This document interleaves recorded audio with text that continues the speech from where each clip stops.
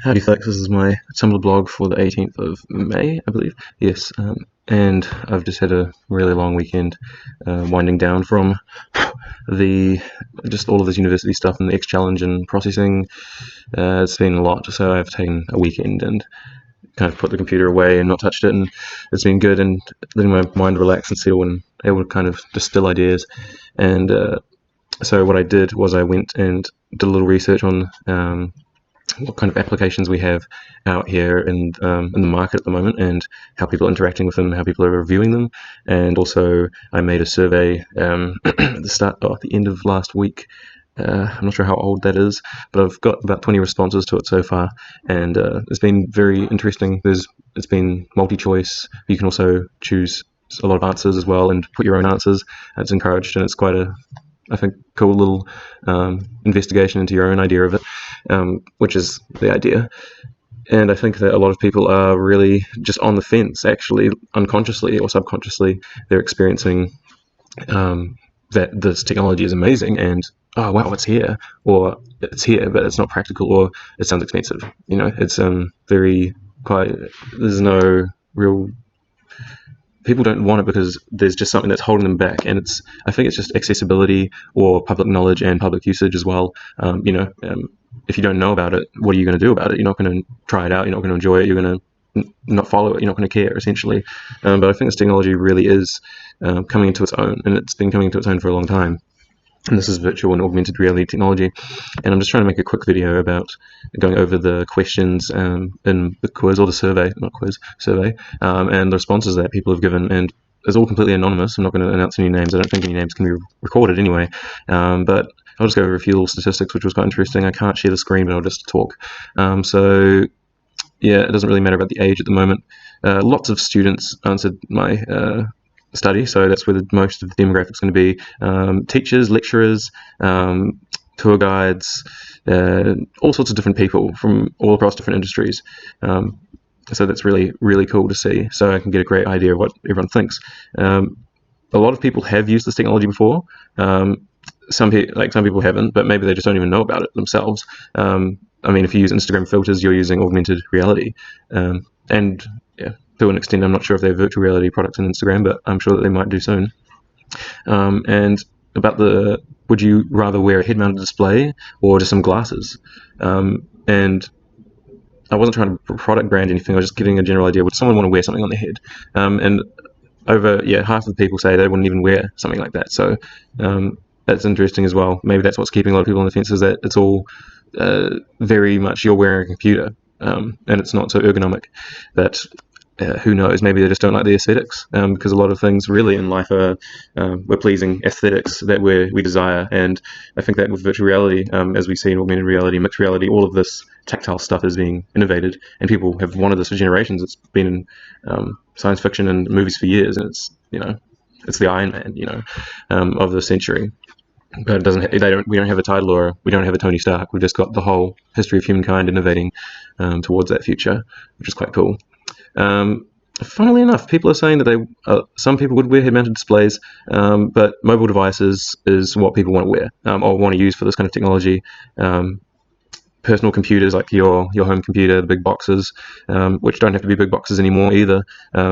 There was the world's largest virtual reality simulator theme park in China, and I watched a little documentary on that by this enthusiastic German man, or Dutch man, and the technology out there is incredibly innovative. They've got a multiple story building filled with this diverse technology and hardware, and people were wearing these computers on their backs as backpacks and having the headset controlled to that, and they had these rifles that were also attached to the backpack so they could roam around. So a personal computer at your home could be something that's wearable, that you equip onto your body. I don't know how ergonomic that is or how logistical that is, but in theory it's only for the fit and young, or the fit and old. Yeah, or the people who have a lot of money. So yeah, I had a little video that's asked people to view, which was about 2 minutes long. It was something from the Microsoft HoloLens kind of player's Mudbox kit, and in my own opinion, I think that it was quite it's cute, but it was not pushing the boundaries at all. It was it's already been what's out for about 10 years or so, and it wasn't that innovative, to be honest, and it was quite glitchy, as some people agreed with. Like, a lot of people enjoyed it, and they thought that it was really cool, it'd be really fun. There was a lot of deep introspection by some people, clearly in the field of information technology, which was really beautiful. But a lot of people thought it was glitchy, and it had a long way to go. So I agree. But the technology is out there, it's just not commonly dispersed to the public knowledge. But anyway, once it comes to the forefront, once one news media article goes out that's really profound, I think everything's going to keep catching on. This revolution's been taking a long time, but this technology has finally reached a stage where it is actually practical to invest in as a consumer or a business owner. And there's not just a few companies, there's quite a handful out there that are making diverse tech for a whole range of businesses and artist tools and design and user interface. Quite cool. The things that a lot of people were stopping them from using technology was resoundingly it was expensive, and I agree. This new Microsoft Hololens, I'm not even sure how that is, but even just certain cameras and certain parts and Microsoft developers kits are, 600 New Zealand dollars for one a piece, one a pop, and it's in the size of your hand, palm of your hand, and you need multiple of them. We don't need multiple, but it's recommended. This technology is ever expanding.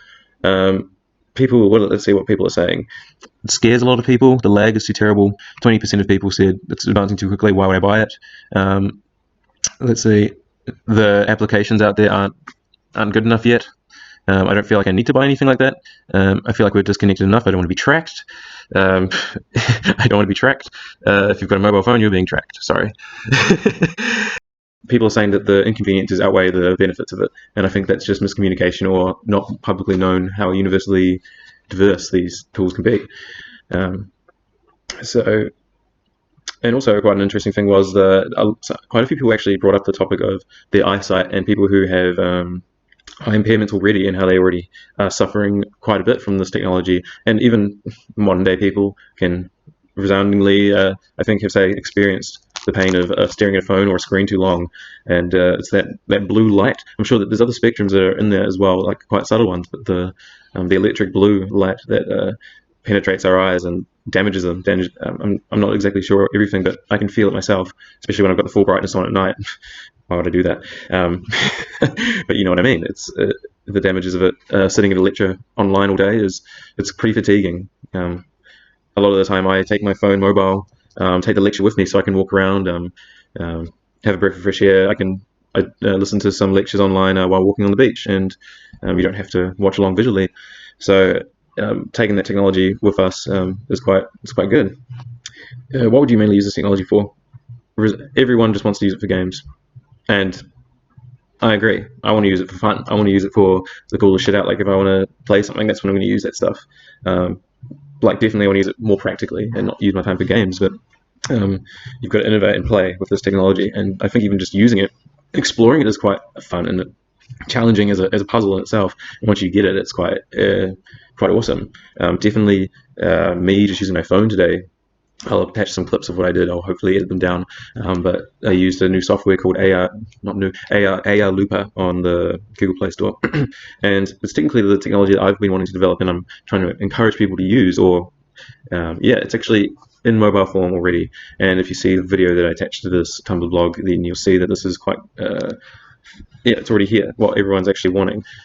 Games are on their way to the phone, and we can make our phones into virtual reality devices, so we don't actually need to buy the big fancy upgrades. We just need to buy this, which is quite good. Online shopping. No one's really keen on online shopping. I'm into textiles and fabrics, and I'm really excited to use the textile and fabrics lab at AUT when we get to go back. But the idea of holographic textiles has always been exciting to me.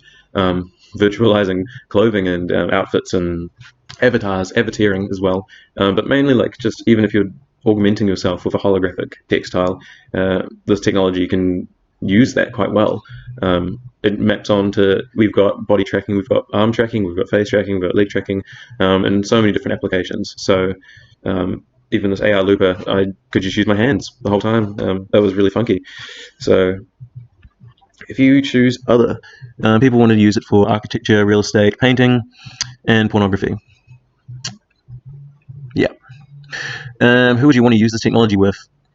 So, meeting strangers, 30% of you would like to meet strangers.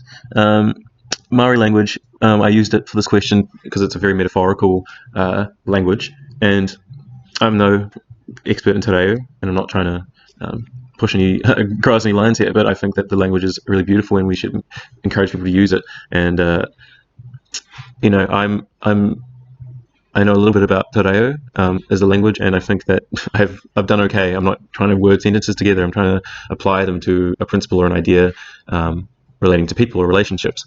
So, AUT, friend. 50% of people want to use it with their friends. I had one which was close friends, and takatapui. So takatapui is like saying, if you're describing someone, you're describing a person, you use that word to modify it to say someone very close to you. It can be sexual, but it also can be just very intimately close. I put this Clancy Spacecaster one in here. It is a bit of a joke, but at the same time, I think that this was my kind of one that I wanted to watch the most, which was spacecasting. In the context of spacecasting, people do podcasts. So this idea of spacecasting is going into virtual worlds and interviewing the subjects that are there. In the context of Clancy, he podcasts and interviews artificial intelligences or objects created in a virtual world, and he goes and interviews the people or the beings that interact in these little virtual universes and discusses philosophy with them about their life and their experiences. But podcasting and listening to people in different virtual spaces and different environments, turning up to like a place and discussing deeply philosophy, or having a place where you can network with people, and you can also listen into discussions from around the world, not necessarily as a conference, but as a virtual experience. So I think that could be quite cool. And that was my idea of the Spacecaster. 40% of people wanted to use and to, I guess, have deep philosophical conversations, or they just wanted to hang out with the coolest person in the universe called Clancy. So that's what I got from that. And live concerts as well, live online things, large events. 23% of people out of 20, really. But I still think that needs to be explored. Large online events and conferencing and doing big group things would be really, really great for our online communities. If there's one thing that could bring you into using this technology, what would it be? So, mapping complex things. People wanted to just try it out. People just wanted to see where it would take them. They want to use it for art and music. They would use it if it was more accessible. I just want to live in a virtual world. I want to trip the flip out. Same, I want to use it for this mind-bending, reality-bending stuff as well, because that's in essence what I was getting for spacecasting experiences and discussing these experiences, changing our belief systems. Let's see, if it was widely available and it was way more advanced. So, way more advanced? I don't know if you're wanting Ready Player One. I don't know if you're wanting full dive technology. I didn't actually put that in the quiz, which is quite curious. But I won't go into full dive in this video. Let's go on with more things. Pay structure of content being fairly priced. Yes, I agree with that. I think everyone should be fairly compensated and make it accessible. But it is. It is actually easily accessible. And with stuff like this and the stuff that's being developed, I believe that you don't really need to even buy complicated hardware unless you're buying a lease of software to use on your devices that can take control of technology in a remote location, is what I'm trying to get at. You don't need to buy something fancy, just a nice phone. It doesn't even need to be nice, but a nice phone will give you all the benefits of all your modern day technology elsewhere with mixed reality and high processing simulations. Let's see, enhanced gaming, fun games. So everyone just wants to play games, and me too. This video is 19 minutes long. That's not a bad number. I'll sign off here, and I'll put in some things in the description, and I hope that this encourages people to look a little bit more at virtual reality and augmented reality in their everyday technology. I guess you could even say that I might even make a campaign, or with my application I might want to develop for my X challenge based along these lines. I think I might go for a campaign that everyone could relate to and realize that it's quite easily accessible and easily shareable and just fun, really. I think that's what mainly people want to have. They want to have fun. They want to experience something that they haven't experienced before, and yeah, I guess we've got to take mixed reality to that level in society's knowledge. Okay, signing out. Take care.